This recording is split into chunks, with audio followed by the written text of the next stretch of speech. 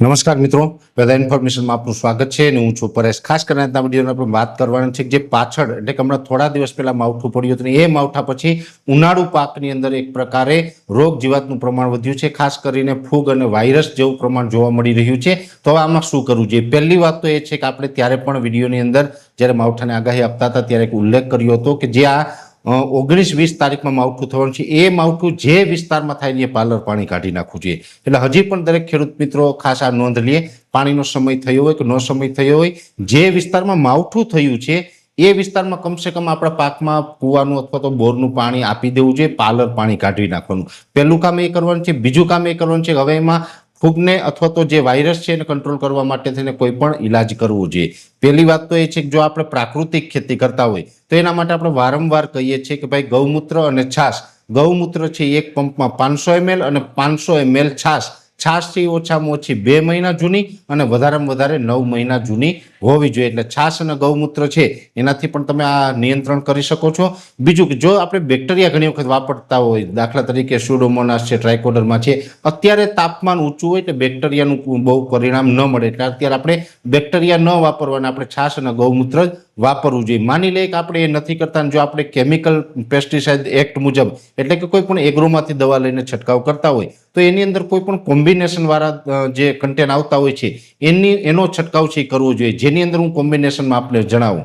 દાખલા તરીકે આપણે પાવડર ફોર્મની અંદર મેટાલિક્સિલ અને મેન્કોજેબ દરેક કંપની બનાવે છે, કોઈ પણ સારી કંપનીનું મેટાલિક્સિલ મેન્કોજેબનો છંટકાવ કરીએ તો એ પણ ચાલશે।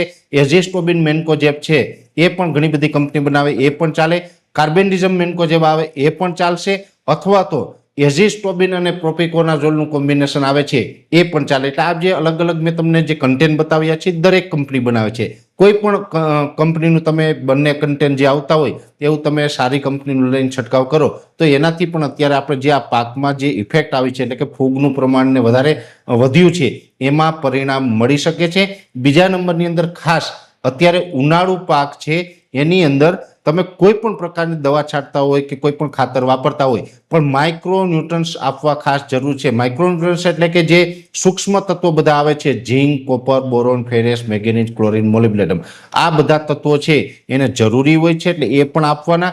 ખાસ કરીને જોવા જઈએ તો અત્યારે અડદ, મગ, તલ, શાકભાજી હોય અથવા તો અન્ય પાકનું જે આપણે વાવેતર કરેલું હોય તો દરેક પાકની અંદર અત્યારે તમે ફૂગનાશકનો ડોઝ કરો છો એની સાથોસાથ કોઈ પણ સારી કંપનીનું માઇક્રોન્યુટ્રન્સ એટલે કે સૂક્ષ્મ તત્વો છે એ પણ આપી દેવાના। કેમ કે ઉનાળા દરમિયાન જો આપણે સૂક્ષ્મ તત્વો નથી આપતા તો પછી આપણે એ છોડ છે હંમેશા નબળો જ રહી જતો હોય છે। જો તમે પ્રાકૃતિક ખેતી કરતા હોય ને જીવામૃત આપતા હોય તો તમારે સૂક્ષ્મ તત્વો આપવાની જરૂર નથી। માની લે કે આપણે પ્રાકૃતિક ખેતી નથી કરતા અને રાસાયણિક ખેતી કરીએ છીએ તો આપણે પાયાના ખાતર અથવા તો પાછળથી જો કોઈ ખાતર આપ્યું હશે ત્યારે તમે પાયાના ખાતર કે જેમાં એનપીકે હોય અથવા તો કેલ્શિયમ, મેગ્નેશિયમ, સલ્ફર જેવા તત્વો આપેલા હશે પણ સૂક્ષ્મ તત્વો નહીં આપેલા હોય એટલે કે zinc, copper, boron, ferrous, manganese, chlorine, molybdenum આવા તત્વો તમે નહીં આપેલા હોય તો આ તત્વો પણ અત્યારે પાકને આપવા જરૂરી છે।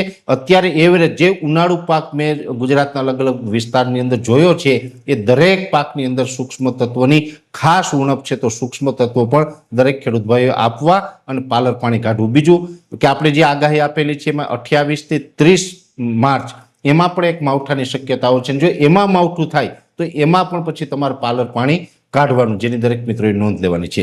વિશેષ માહિતી છે નેક્સ્ટ વિડીયોમાં આપવામાં આવશે। અત્યારે આ વિડીયોની અંદર એટલું જ। અંતમાં દરેક મિત્રોને વિનંતી રહેશે આ વિડીયોને લાઈક આપીને દરેક ગ્રુપમાં શેર કરી દેવો, યુટ્યુબ ઉપર જોઈ રહ્યા હોય તો ચેનલને સબસ્ક્રાઇબ કરજો અને ફેસબુક પેજને ફોલો કરજો। નમસ્કાર।